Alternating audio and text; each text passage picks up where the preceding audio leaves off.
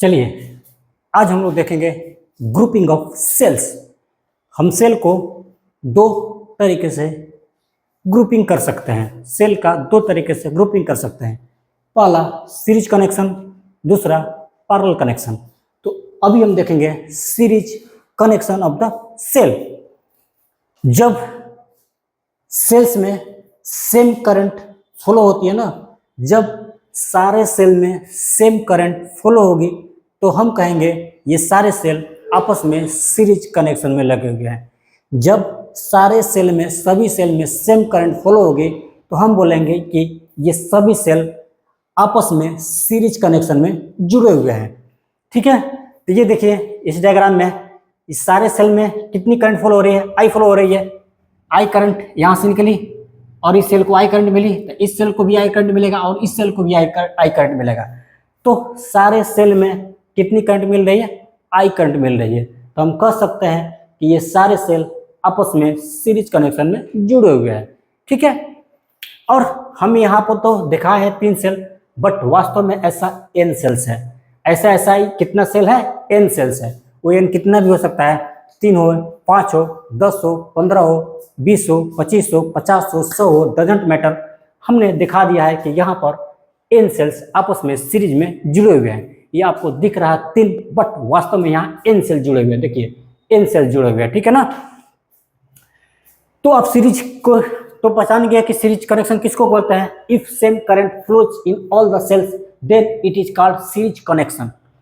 ठीक है, अब देखते हैं कि इस सेल का जब इसको आपस में सारे सेल्स को हम जब आपस में सीरीज कनेक्शन में जोड़ दिए तो इस सेल का टोटल ईएमएफ कितना हो गया। इस सेल का टोटल ईएमएफ कितना हो गया, एक्चुअली हमको देखना है ना कि जब सेल को सीरीज में कनेक्शन में जोड़ देते हैं या पैरेलल कनेक्शन में किसी में जोड़ दीजिए तो हमको देखना होता है कि भाई उस सेल का टोटल ईएमएफ कितना हुआ, उस सेल से टोटल कितनी करंट निकल रही है, यही हमको देखना होता है। पहला उस सेल का टोटल ईएमएफ कितना है, दूसरा उस सेल से उस कॉम्बिनेशन ऑफ सेल से कितना करंट डिलीवर हो पा रही है। तो फर्स्ट ऑफ ऑल देखते हैं कि total EMF of the cell. अब जानते हैं कि सारे सेल सीरीज कनेक्शन में जुड़े हुए हैं और सीरीज कनेक्शन में पोटेंशियल आपस में जुड़ जाते हैं। ये सारे सेल क्या है, आइडेंटिकल है, सबका ईएमएफ ई है एंड सबका इंटरनल रेजिस्टेंस स्मॉल आर है। तो सारे सेल आपस में आइडेंटिकल है और क्योंकि ये सारे सेल आपस में सीरीज कनेक्शन में जुड़े हुए हैं और सीरीज कनेक्शन में पोटेंशियल आपस में ऐड हो जाते हैं, तो यदि हम इनकी टोटल पोटेंशियल की बात करें ना, टोटल ईएमएफ की बात करें तो होगा N × E। ठीक है, सारे ईएमएफ आपस में जुड़ गए। अगर 2 को रहता था 2E, 3 को रहता था 3E, क्योंकि ऐसा n सेल्स हैं इसलिए हम बोलेंगे टोटल ईएमएफ = N × E। अब टोटल इंटरनल रेजिस्टेंस, सभी सेल का रेजिस्टेंस R है। तो यदि हम, क्योंकि सारे सेल्स आपस में सीरीज में जुड़े हुए हैं तो ये सारे R भी आपस में सीरीज में होंगे, तो टोटल इंटरनल रेजिस्टेंस क्या हो जाएगा। सीरीज कनेक्शन में जब रेजिस्टेंस आपस में सीरीज में जुड़े हुए हैं तो उनका इक्विवेलेंट रेजिस्टेंस निकालने के लिए हम सारे रेजिस्टेंस को आपस में जोड़ देते हैं। यदि यहाँ पर 3 रेजिस्टेंस होता तो हम लिखते हैं इक्विवेलेंट रेजिस्टेंस लिखते 3 × R, आपस में जोड़ते R प्लस R कितना हो जाता 3R। यदि ऐसा 5 होते हैं तो 5R, क्योंकि यहाँ पर ऐसा n है, ऐसा इंटरनल रेजिस्टेंस कितना है, n है, क्योंकि n सेल्स लगे हुए हैं तो R भी n होगा। तो टोटल इंटरनल रेजिस्टेंस कितना हो जाएगा, N × R। ठीक है, तो टोटल इंटरनल रेजिस्टेंस कितना हो जाएगा, N × R। सीरीज में सारों को आपस में जोड़ दिया हमने तो बन गया N × R। ठीक है, अब देखते हैं equivalent resistance of the circuit. Circuit का इक्विवेलेंट रेजिस्टेंस कितना होगा। इन सारे सेल्स का इक्विवेलेंट रेजिस्टेंस कितना निकाले थे हमने, सारे सेल्स का इंटरनल रेजिस्टेंस कितना निकाले थे हमने, N × R। चलिए यहाँ पर एक रेजिस्टेंस दे देते हैं जो कितना है, N × R है, और यहाँ पर एक रेजिस्टेंस एक्सटर्नल लगी हुई है, ये वाली R। इसका इक्विवेलेंट डायग्राम बनाते हैं रेजिस्टेंस के लिए। तो यहाँ पर लगी हुई है NR, सबका इक्विवेलेंट रेजिस्टेंस NR ही आया था ना, total resistance, total internal resistance NR ही आया था। तो यहाँ पर लगी हुई है एन आर और यहाँ पर तो आर है ही। सर्किट से आई करंट निकल रही है और आई करंट इंटर कर रही है, यहाँ सर्किट में आई करंट फ्लो हो रही है, तो इस एन आर को भी आई करंट मिल रही है और इस आर को भी आई करंट मिल रही है। So N R and R both are आपस में सीरीज कनेक्शन में होंगे। एन आर और आर आपस में कैसे होंगे? सीरीज कनेक्शन में जुड़े हुए हैं। तो सीरीज कनेक्शन में इक्विवेलेंट रेजिस्टेंस निकालने के लिए आप जानते हो सारे रेजिस्टेंस को आपस में जोड़ देते हैं। तो equivalent resistance of the circuit कितना हो जाएगा? Capital R plus N R, capital R plus N R निकल गया सर्किट का इक्विवेलेंट रेजिस्टेंस। अब क्या हमको दो बात निकालनी थी ना, एक करंट, एक टोटल ईएमएफ जो एन आया, और इस सेल से कॉम्बिनेशन ऑफ सेल से कितनी करंट निकल रही है। तो अब देखते हैं करंट इन द सर्किट। यदि हम ईएमएफ के टर्म में करंट लिखते हैं तो कैसे निकलते हैं? लिखते हैं ई अपॉन में आर प्लस आर लिखते हैं ना। ई क्या है? ईएमएफ है। तो ईएमएफ यहाँ पर कितना है? ऐसा ऐसा बहुत सारे एन सेल्स हैं, तो ईएमएफ कितना हो गया? एन ई हो गया। और कैपिटल आर तो सिंगल है तो आर हमने लिख दिया, और ये रहा इंटरनल रेजिस्टेंस, तो टोटल इंटरनल रेजिस्टेंस कितना है? तो एन आर है, तो लिख दिया I equal to N E upon में आर प्लस एन आर। कहाँ से? इस फॉर्मूला से। अपने प्रीवियस लेक्चर में, जस्ट इसके प्रीवियस लेक्चर में जब हमने पढ़ाया था ईएमएफ, उसमें हमने बताया था current in the term of EMF is equal to होता है I into E plus R, E upon में आर प्लस आर। अब सर्किट में करंट निकल गई I equal to N E upon में आर प्लस एन आर। अब देखते हैं ना इस कॉम्बिनेशन ऑफ सेल से मैक्सिमम कितनी करंट निकल सकती है। इस कॉम्बिनेशन ऑफ सेल से हमको मैक्सिमम कितनी करंट मिल सकती है। तो ये एक्सटर्नल रेजिस्टेंस यहाँ पर देखिए I equal to N E upon में आर प्लस आर। ये आर यदि बड़ा होगा तो आई क्या होगा? छोटा होगा। आर बढ़ेगा तो करंट घटेगी, और ये कैपिटल आर घटेगी तो करंट क्या होगा? बढ़ेगा। ठीक है ना। अब हमको करंट को घटानी बढ़ानी है तो इसी आर को घटाएंगे बढ़ाएंगे। ये स्मॉल आर जो है ये तो सेल का है, तो उसको तो नहीं घटाएंगे बढ़ाएंगे, इसी आर को घटाएंगे बढ़ाएंगे। तो जब ये कैपिटल आर बढ़ेगी तो आई का वैल्यू घटेगी, और जब ये कैपिटल आर घटेगी तो आई का वैल्यू क्या होगी? बढ़ेगी। और जब यदि कैपिटल आर जीरो हो जाएगा तो आई क्या हो जाएगा? मैक्सिमम हो जाएगा। For maximum current R is equal to zero. यदि मुझे मैक्सिमम करंट चाहिए तो मुझे इस आर को जीरो करना पड़ेगा। तो I max is equal to हो जाएगा एन ई अपॉन में आर को हमने जीरो कर दिया प्लस एन आर। यहाँ पर आ गया एन ई अपॉन में एन आर, एन से एन गया और आई मैक्स बच गया ई अपॉन में स्मॉल आर। क्या मिला आपको? ई क्या है? सिंगल सेल का ईएमएफ। आर क्या है? सिंगल सेल का इंटरनल रेजिस्टेंस। मतलब इस कॉम्बिनेशन ऑफ सेल से जो मैक्सिमम करंट निकलेगी ना वो सिंगल सेल की बराबर होगी। मतलब कि आप इस कॉम्बिनेशन ऑफ सेल्स है ना जो सीरीज में जुड़े हुए हैं, इससे आप मैक्सिमम उतना ही करंट ले सकते हैं जितना एक सेल से निकलती है।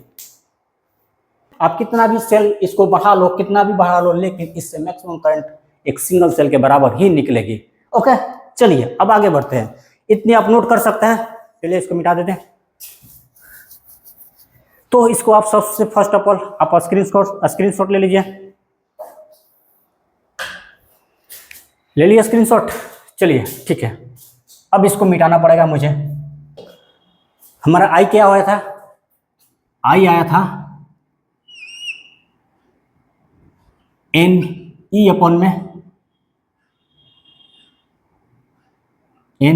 में आर प्लस एन आर। ये आया था ना आई अपना।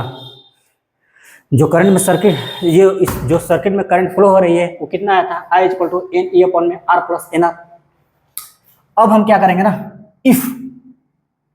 If R is much more greater than N R. R क्या है? एन आर से बहुत बड़ा है। तब क्या होगा? इस एन आर को हम हटा देंगे, यहाँ नेग्लिजिबल हो जाएगा। जब आर एन आर से बहुत बड़ा है तो इस एन आर को हम नेग्लेक्ट कर सकते हैं। पहाड़ के सामने बालू के क्या कर सकता है? नेग्लेक्ट ही कर सकता है ना, क्योंकि पहाड़ बालू के सामने बहुत बड़ा है तो बालू इज नेग्लिजिबल। तो क्योंकि यहाँ पर R capital R is much more greater than N R, इसलिए हम एन आर को नेग्लेक्ट कर देंगे यहाँ पर। तो क्या हो जाएगा? I is equal to N E upon में आर। इतनी हो जाएगी हमारी करंट कितनी निकलेगी? एन ई अपॉन में आर।